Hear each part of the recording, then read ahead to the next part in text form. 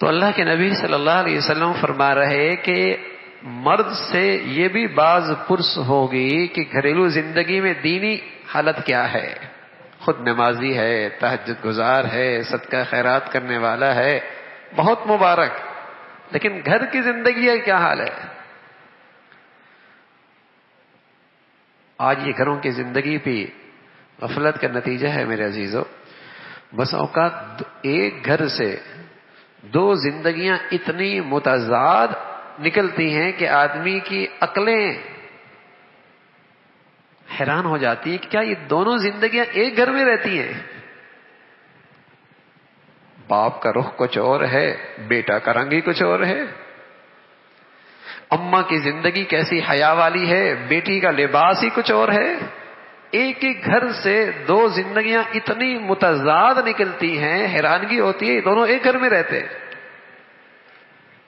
اتنا فرق آ گیا۔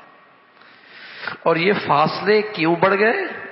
زندگیوں میں اتنے فاصلے کیوں بڑھ گئے ہیں کہ گھر کے ذمہ دار نے اپنی ذمہ داری کا احساس نہ کیا، اور ان کی دہلیز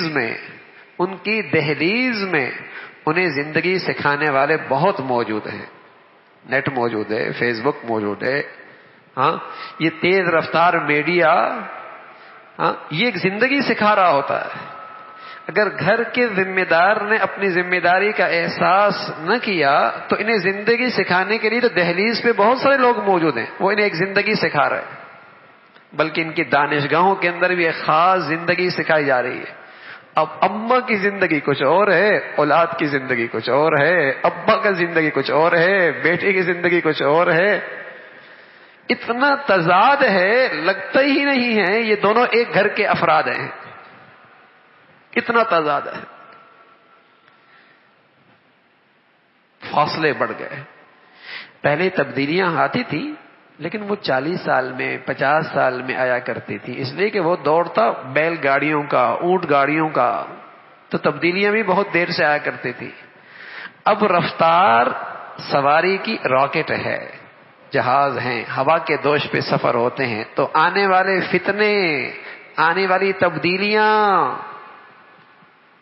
وہ مہینوں میں نہیں دنوں میں آتی ہیں، دنوں میں تبدیلی آتی۔ لباس بدل گیا، بولنے کا انداز بدل گیا، مشرقی قدریں ختم ہو گئیں، رہن سہن کی بالکل انداز ہی بدل گیا، بڑوں کے ساتھ برتاؤ کا طریقہ ہی بدل گیا، بڑوں سے کیسے بات کرنی ہے، کیسے بیٹھنا ہے، کیسے، ساری زندگی کا انداز بدل گیا۔